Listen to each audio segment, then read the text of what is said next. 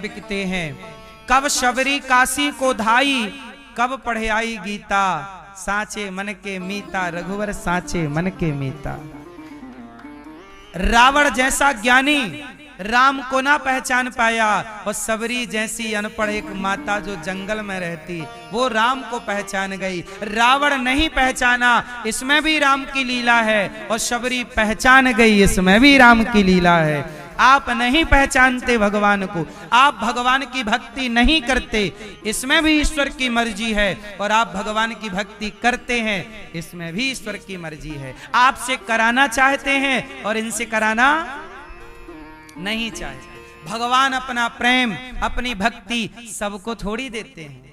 जिनको दे दिए तो कृपा है, नहीं दिए तो भगवान आपको वंचित रखना चाहते हैं। बताओ ना, राम को शबरी पहचान गई, पर रावण जैसा ज्ञानी क्यों नहीं पहचाना? है सोचने वाली बात कि नहीं? रावण तो कितना ज्ञानी था, उसके समान ज्ञानी कौन, लेकिन वो नहीं पहचान पाया। चलो एक दृष्टि ये भी कहती है पहचान गया, खर दूषण सम मोहि बलवंता, तिन्हि कुमार बिनु भगवंता। वो ये लीला कर रहा था कि भाई मैं अपना कल्याण राम के हाथों करूं। एक बात तो ये है, एक पक्ष ये है कि रावण जानकर अनजाना बना था, क्योंकि राम के हाथों कल्याण चाहता था अपने वंश का। एक ये पक्ष है, लेकिन इससे मजबूत एक पक्ष ये है, क्योंकि यहाँ हमारे गुरुजन कहते हैं कि रावण ने जब खरदूषण को राम ने मारा तो रावण को संदेह हुआ कि ये राम भगवान है। फिर रावण ने राम की परीक्षा ली, ये क्लियर किया रावण ने कि ये राम भगवान है या नहीं। तो कैसे परीक्षा ली? रावण ने मारीच को बुलाया और मारीच को सोने का मृग बना के खड़ा कर दिया। रावण ने सोचा कि सोने का मृग देखकर यदि ये लुभा गए तो मैं मान लूंगा कि ये भगवान नहीं है, और नहीं लुभाए तो मैं मान लूंगा कि भगवान ने पहचान लिया कि सोने का मृग तो होता ही नहीं है। तो राम जी की परीक्षा लेने के लिए रावण ने सोने का मृग बनाया, और राम भी कम लीलाधारी नहीं है। राम जी रावण की परीक्षा में फेल हो गए ताकि इसका डाउट क्लियर हो जाए। रावण ये मान लिया कि ये राम भगवान। रावण को संदेह तब हुआ जब खरदूषण मारे गए, पर रावण ने परीक्षा ले ली और क्लियर हो गया कि ये राम भगवान, क्योंकि ये सोने के मृग के पीछे भाग गए, ये काय का भगवान।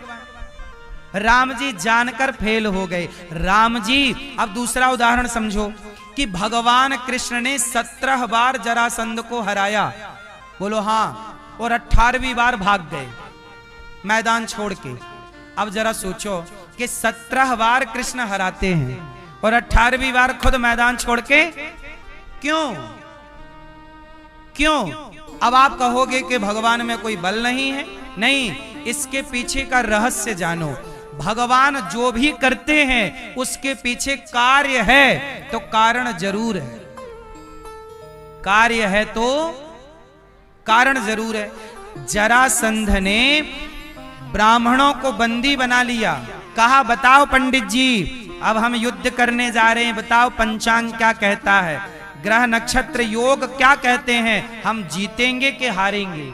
पंडित जी बोल दिए कि आप इस बार जीत जाओगे, क्योंकि कह देंगे कि हार जाओगे तो निपटा देगा। तो डर के मारे बोल दी इस बार महाराज आप जीतोगे। तो जरासंध ने सारे ब्राह्मणों को बंदी बना दिया कि जीतने का बोल दिया है, और यदि हार गया तो भी कटवा दूंगा, सबको गर्दनें कटेंगी। अब ब्राह्मण देवता घबराए कि हे प्रभु हमने कह दिया है कि ये जीतेगा, ऐसा करो प्रभु एक बार इसको आप जिता ही दो। तो ब्राह्मणों ने प्रार्थना की, भक्तों ने प्रार्थना की कि प्रभु आप इतनी बार जीते हैं, एक बार हार जाइए, क्योंकि कई बार हारना नहीं होता, हार भी जीत है। एक कदम पीछे ले लेना ये रणनीति है, ये भी एक रणनीति का हिस्सा है। कृष्ण नीतिज्ञ है, कृष्ण से बड़ा नीतिज्ञ कौन होगा। कहां एक कदम पीछे लेना है, कहां एक कदम आगे लेना है। आप लोग यही तो नहीं जान पाए कृष्ण की, यही रणनीति आपने जानी होती, बच्चों को ये रणनीतियां स्कूलों में पढ़ाई गई होती तो ये भारत कभी भी गुलाम ना होता। ये गुलाम इसलिए हुआ गुरुजी क्योंकि भारत ने रणनीति जानना पढ़ना छोड़ दिया। क्या रणनीति है जरा सुनिएगा। बताओ महाभारत में धर्म हुआ था कि अधर्म? धर्म क्षेत्रे कुरुक्षेत्रे, धर्म का युद्ध था। बताओ महाभारत में धर्म हुआ कि अधर्म हुआ? जोर से। धर्म भी हुआ और अधर्म भी हुआ, लेकिन वो अधर्म किसके लिए हुआ? धर्म की रक्षा के लिए हुआ। इसलिए अधर्म भी जायज तब हो जाता है जब उस अधर्म से रक्षा धर्म की हो रही हो। आओ मैं आपको समझाता हूं कृष्ण भगवान की रणनीति क्या है, भगवान की कूटनीति क्या है। भगवान की एक दो नीति में आपको समझाता हूं जो नीतियां सबको पता होनी चाहिए। चलो बताओ भगवान कृष्ण ने, अब बताओ झूठ बोलना पाप है कि नहीं? जोर से बोलो।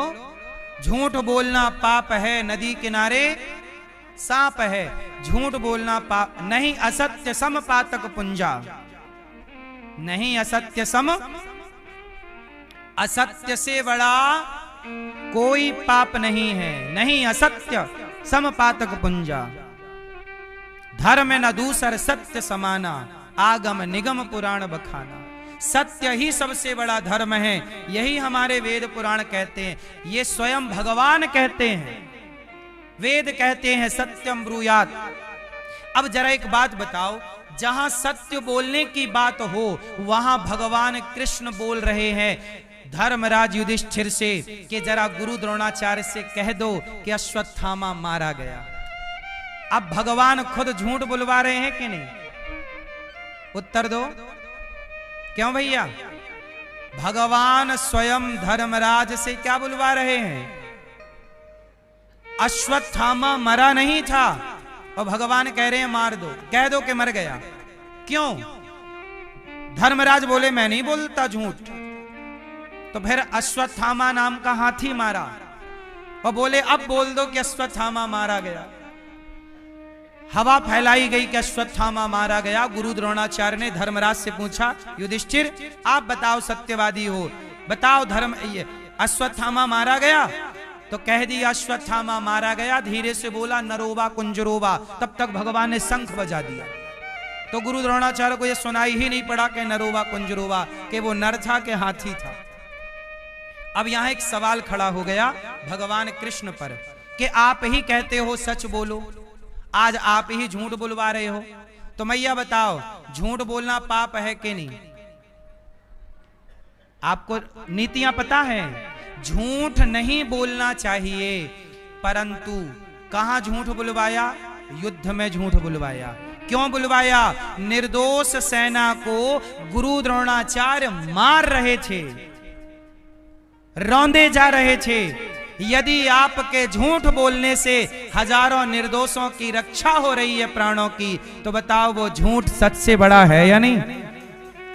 इसलिए वहां झूठ बोलना जहां आपके झूठ बोलने से ब्राह्मण की, गाय की, भक्त की, दीन की, दुखी की रक्षा हो रही हो। स्त्री सुनर्म विवाहे च प्रत्यर्थे प्राण संकटे। कुछ स्थान भागवत जी में ऐसे हैं, भागवत जी में बताया शुक्राचार्य जी की नीति है कि जहां, अब बताओ, गाय कसाई ले जा रहा था और तभी कसाई के हाथ से गाय छूटी और आपके सामने से गुजर के इस तरफ गई और वहां नदी के किनारे चरने लगी गाय। कसाई आया और बोला भाई मेरी गाय इस तरफ गई है, तुमने देखा है? और आपने सही बोल दिया कि हाँ हमने देखा है, वो रही तुम्हारी गाय, और तुमने सच बोल दिया। और कसाई गया और गाय काट दिया, तो आपने सच बोला था और आपके सच बोलने से गाय कट गई। अब बताओ आपको सच बोलने का पाप लगेगा कि पुण्य? क्या है वो? वो पाप है। इसलिए शास्त्र कहते हैं वहां मौन रहना चाहिए। वहां क्या रहना चाहिए? मौन। पर आपने बोला, सच बोला, पाप, क्योंकि गौ हत्या हो गई। इसलिए वहां पर यदि आप झूठ बोल देते और कसाई को उस दिशा में भेज देते तो कसाई जाता, तब तक गाय उसके चंगुल से निकल जाती और गाय की रक्षा होती, तो वह आपका झूठ झूठ ना होता। इसका मतलब ये हुआ कि कई बार सच से भी पाप लग जाता है, इसलिए वहां जरूरी था झूठ बोलना। इसलिए जब हमारे देश में मुगल आए और हमारे देश के राजा लोग ईमानदारी से युद्ध करते रहे कि छाती में बाण मारेंगे, नहीं, वो तो पीठ पर मारते रहे। पृथ्वीराज चौहान ने 17 बार मोहम्मद गौरी को छोड़ा, उसने एक बार पकड़ा तो एक बार नहीं छोड़ा, आंखें फोड़ दी पृथ्वीराज की। जब उसने धर्म नहीं किया, उसने सोते हुए पृथ्वीराज को पकड़ा था, अधर्म से पकड़ा था। जब सामने वाला अधर्मी है तो उसके सामने तुम धर्म का मुंह क्या देखते हो? वो सच को समझता ही नहीं, तो उसको सच से क्यों मारना है? अरे झूठ को झूठ से ही मारना पड़ता है, कांटे को कांटे से ही निकालना पड़ता है। यह भी एक नीति है, यह भी एक नीति है। उदाहरण से समझो, दानवीर कर्ण का पहिया जमीन पे धंस गया, भगवान कृष्ण बोले कि मार अर्जुन बोले क्या इसे मारना धर्म है? ये रथ के नीचे है, निहत्था है। भगवान कृष्ण बोले जब भरी सभा में इसने तेरी पत्नी को कह रहा था कि तेरे 5 पति हैं, छठा मुझे बना ले तो बिगड़ क्या जाएगा, क्या ये कहना धर्म था? निहत्थे अभिमन्यु को, एक अभिमन्यु को इतने 7 महारथियों ने मारा, क्या वो धर्म था? बोलो, जब इन्होंने धर्म नहीं किया तो इनके लिए क्या धर्म का मुंह देखना? अधर्मी को अधर्म से मार देना ही धर्म है। कहां मुंह देखेंगे इनके लिए? तुम धर्मात्मा होते तो धर्म से मारते हम तुम्हें। भगवान ने बाली को छिपके मार दिया, बाली ने बोला कारण कवन नाथ मोहि मारा, मैं वैरी सुग्रीव प्यारा। भगवान बोले कि तुमने सुग्रीव की पत्नी का अपहरण किया इसलिए मारा। अनुज बधू भगनी सुतनारी, सुन सट कन्या सम ऐचारी, इन्हीं को दृष्टि विलोकं जोई, ताही बधे कछु पाप न होई। अच्छा, बाली बोला मैं तो बंदर हूं, बंदर के लिए क्या खुद की पत्नी, क्या भाई की पत्नी, मैं तो बंदर हूं। भगवान राम मुस्कुरा के बोले बंदर हूं। अरे बंदर थोड़ी कहीं का राजा होता है, तो किष्किंधा का राजा है, तो कोई सामान्य बंदर थोड़ी है, तो देवताओं के अंश से प्रकट हुआ है, तो देवताओं का अंश है ये। तू किसका अंश है? देवताओं का अंश है, तू इंद्र का अंश है। बोलो हाँ। और तू कह रहा मैं बंदर हूं? बोल, क्या पत्नी भाई की पत्नी के संग जो तूने दुराचार किया है, बोल वो धर्म है? छोटे भाई की पत्नी पुत्री के समान होती है। छोटे भाई की पत्नी किसके समान? बेटी के समान होती है। छोटा भाई पुत्र की तरह और उसकी पत्नी पुत्री की तरह होती है, शास्त्र प्रमाण है इस बात के। और तुमने उसके साथ दुराचार किया। तुम जैसे पापियों को आगे से मारो या पीछे से, बस मारो, यही धर्म है। सामने से राम जी चाहते तो मार देते, क्यों नहीं मारा? सामने से राम जी मारते तो बाली शरण में आ जाता। बाली की राम जी से कोई दुश्मनी नहीं थी। राम जी जाते तो बाली क्या आ जाता? राम जी की शरण में। और शरण में आता तो राम जी शरण में आए को मारते नहीं। शरणागत कहूं जे तजहीं हित अनहित अनुमान ते नर पावर पाप मैं तिनहि विलोकत हान। शरण में आए हुए को राम जी मारते नहीं। सन्मुख हो ही जीव वही जवहीं, तो राम जी मारते ना। और जब नहीं मारते तो फिर बाली नहीं मरता। और सुग्रीव को राम जी ने वचन दे दिया है कि सुन सुग्रीव मारी हूं बाल ही एक ही बाण, ब्रह्म रुद्र शरणागत गए न उबरी ही प्राण। यदि राम जी बाली को नहीं मारते तो सुग्रीव को दिया गया वचन मिथ्या हो जाता। फिर सुग्रीव आरोप लगाता कि राम जी आपने तो धोखा दिया है। राम जी पर यह आरोप लग जाता कि मित्र को धोखा दिया है। कहा था कि बाली को मारूंगा और बाली को बाद में नहीं मारा। इसलिए राम जी ने कहा कि बाली को सामने से मारो या पीछे से, बस छिप के, पीछे से नहीं, पेड़ की ओट में खड़े होके मारा। मार देना ही धर्म था, क्योंकि ये तो आरोप लगना ही था कि क्यों सामने से भी नहीं मार सकते थे राम जी, क्योंकि सामने से मारते तो शरण में आ जाता, और शरण में आ जाता तो राम जी नहीं मारते। शरण में आए हुए को भी मार देते तो फिर राम जी की शरणागति खर्च क्या निकलता? कहो, सब तरफ तो ध्यान देना पड़ता है। भगवान होना भी सरल थोड़ी है। भगवान भी बच नहीं पाए, माथे पे एक कलंक लग ही गया कि पीछे से क्यों मारा। कितना बचते, कहां कहां से बचते, ये लग ही गया। भगवान बुरे लगे तो लगे, लेकिन अब क्या करो, मारना तो पड़ेगा। इसलिए आप समझो, आप लोग धर्म से चला करो। ये बातें जो मैंने आपको बताई ये केवल जानकारी के लिए है। इसका मतलब ये नहीं कि तुम कल से झूठ बोलना स्टार्ट कर दो। झूठ बोलना स्टार्ट नहीं करना। झूठ बोलना पाप है। कि परिस्थितियां जब निर्मित हों, ये परिस्थितियों की बातें हैं, ये युद्ध नीतियों की बातें हैं। ये कौन सी नीतियां हैं? युद्ध नीति। कि युद्ध कई बार ईमानदारी से नहीं होता। ईमानदारी से अब देखो ना, अभी एक देश ने दूसरे देश में एक स्कूल में बम फेंक दिया, 160 बच्चियां मारी गई, छोटी छोटी पढ़ने गई थी, तो उस स्कूल में बम फेंक दिया, मिसाइल गिरी, छोटी बच्ची थी, कोई 5 साल की, कोई 8 साल की, कोई 10 साल की, और वो सारी 150 160 बच्चियां मारी गई। अब बताओ, क्या यह धर्म था किसी भी देश का कि तुम स्कूल में बम फेंको? नेता को आप अटैक करो, सेना को अटैक करो, ये बात तो समझ में आती है, लेकिन आप बच्चियों को अटैक कर रहे हैं। अब बताओ, जो अधर्म कर रहा है, अब उसके साथ धर्म कैसे किया जाएगा? अधर्मी के साथ धर्म करना भी तो अन्याय है। अधर्मी के साथ अधर्म से ही उसकी भाषा में उसको जवाब देना ही धर्म है। हनुमान जी लंका गए, लंका गए, हनुमान जी खा रहे हैं फल, तो सेना आ गई रावण की, और रावण की सेना आई और हनुमान जी को मारने लग गए।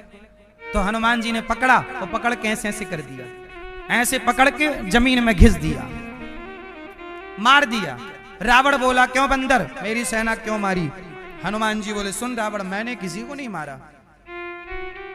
जिन जिन लोगों ने मुझे मारा, जिन मोहि मारा ते मैं मारे।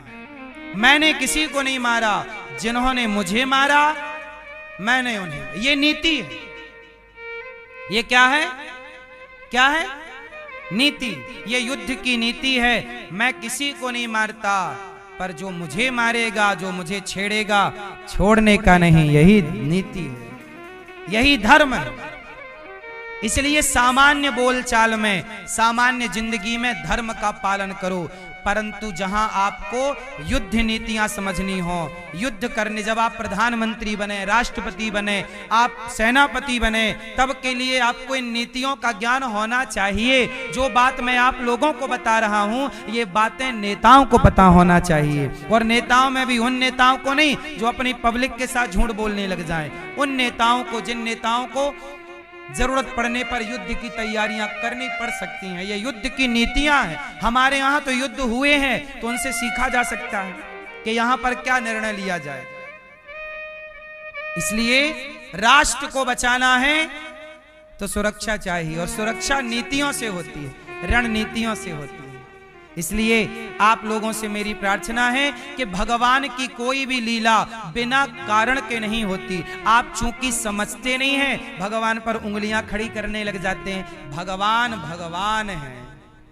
भगवान का कोई भी कार्य मनमाना नहीं है, शास्त्रोक्त है, उचित है। भगवान मिट्टी खा रहे हैं।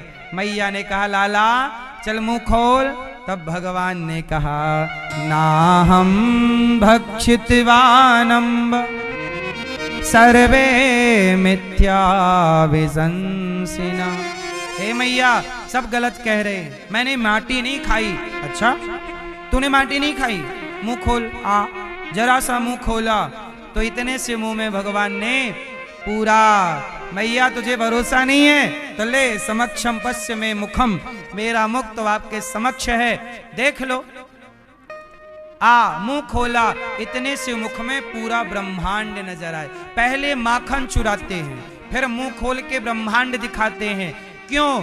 भगवान कहना चाहते हैं कि मैं माखन चुरा तो रहा हूं, पर आप मुझे ये मत समझ लेना कि ये कोई सामान्य व्यक्ति है। मैं लीला कर रहा हूं।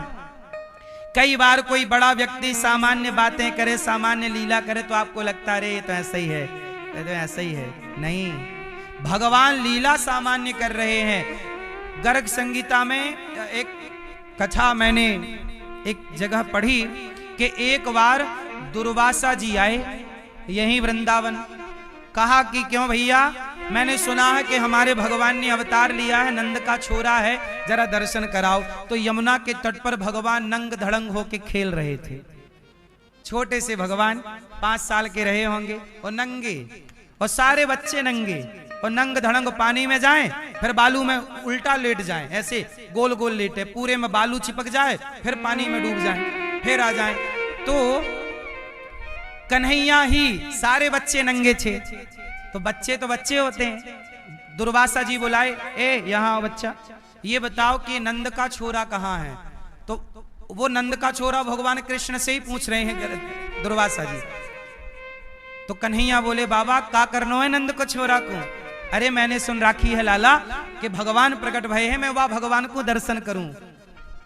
तो कन्हैया बोले, बाबा मैं ही भगवान हूं, बोल का बताएगो, का करेगो।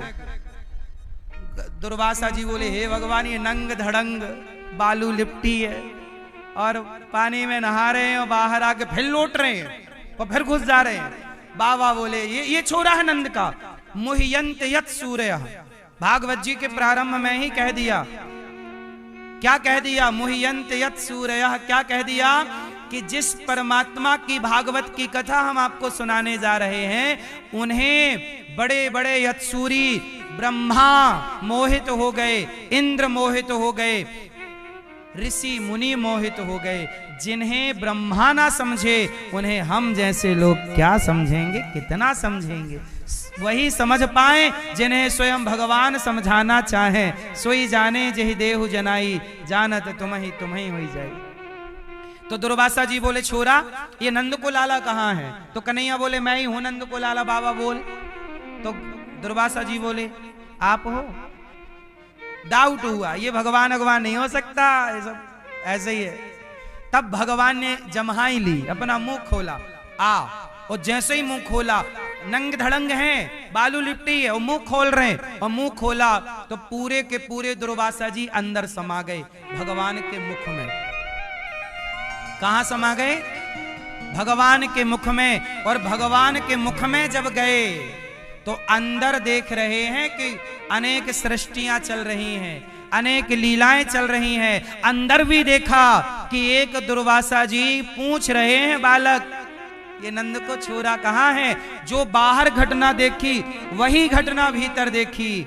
और दुर्वासा जी समझ गए कि ये नंग धड़ंग जो खड़े थे यही जगत के पालनहार हैं। ये लीला इतनी सरल है, इतनी सामान्य है कि पहचान पाना बड़ा मुश्किल है। इसलिए तो कहते हैं, इसलिए तो बड़े बड़े संत गाते हैं, पता नहीं किस रूप में आकर नारायण मिल जाएगा।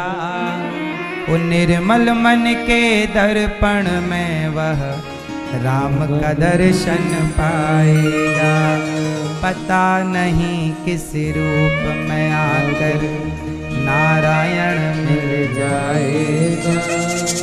और निर्मल मन के दर्पण में वह राम का दर्शन पाएगा। भगवान जब आएंगे तो बांसुरी बजाते थोड़ी आएंगे मेरी माँ मैया। भगवान कभी सुदर्शन लेकर, कभी बांसुरी लेकर, धनुष बाण लेकर थोड़ी आएंगे। कभी गरीब बनकर, भूखा बनकर, प्यासा बनकर, कुत्ता बनकर, बिल्ली बनकर, कभी किसी रूप में आ सकते हैं। इसलिए कहता हूं, हर रूप में परमात्मा का दर्शन करने का अभ्यास बनाओ। हर रूप में भगवत दर्शन करो और सबकी सेवा करो। इसलिए गौरी गोपाल आश्रम में ये दास सबकी सेवा करता है।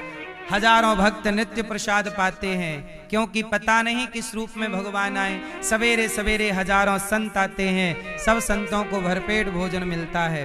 25 से 30 हजार लोग पर डे प्रसाद पाते हैं। सेवा है, आप भी थोड़ी सी सेवा किया करो, आप भी थोड़ा संत सेवा करो।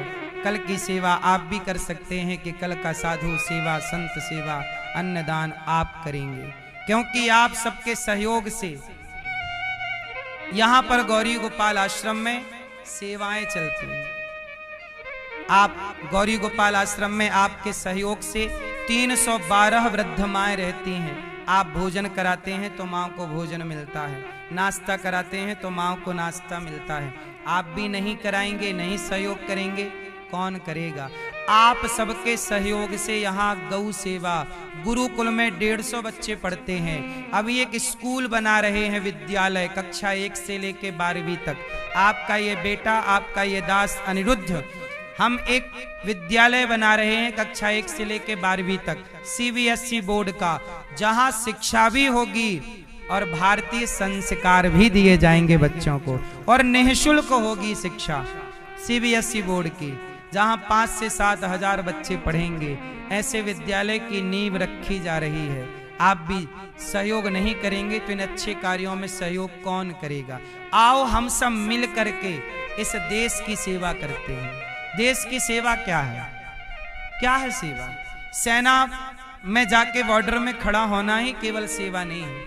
हम सामान्य नागरिक होकर राष्ट्र की सेवा करें। कोई बच्चा पढ़ना चाहता है पर वो पढ़ नहीं पा रहा क्योंकि पैसा नहीं है, आओ हम लोग सपोर्ट करके पढ़ाएं। कोई पिता अपनी बेटी का विवाह करना चाहता है, नहीं करा पा रहा है, गरीब है, आओ हम सब मिलके कराएं। कल यहाँ पर 20 बेटियों का विवाह है, गरीब बेटियों का, आओ हम सब मिलके करें। यहाँ पर 150 बच्चे पढ़ते हैं। कोई बच्चा, किसी की माँ नहीं है, किसी का पिता नहीं है, गरीब परिवार के बच्चे हैं। ऐसे 150 बच्चे यहाँ गुरुकुल में शिक्षा प्राप्त कर रहे हैं। आओ हम सब मिलके सेवा करें। यही सेवा है। मानव सेवा से बड़ी भला क्या सेवा हो। इसलिए अपने आप को इन सेवाओं से अवश्य जोड़िएगा। भगवान श्री, एक दिन क्या हुआ, एकदा गृहदासीसु यशोदानंद गेहिन कर्मांतर नियुक्तासु निर्ममंथ स्वयं दधी। एक दिन मैया यशोदा गाय का सुंदर सा दही मथ रही थी। एक इदा गृहदासीसु यशोदानंद गेहिन।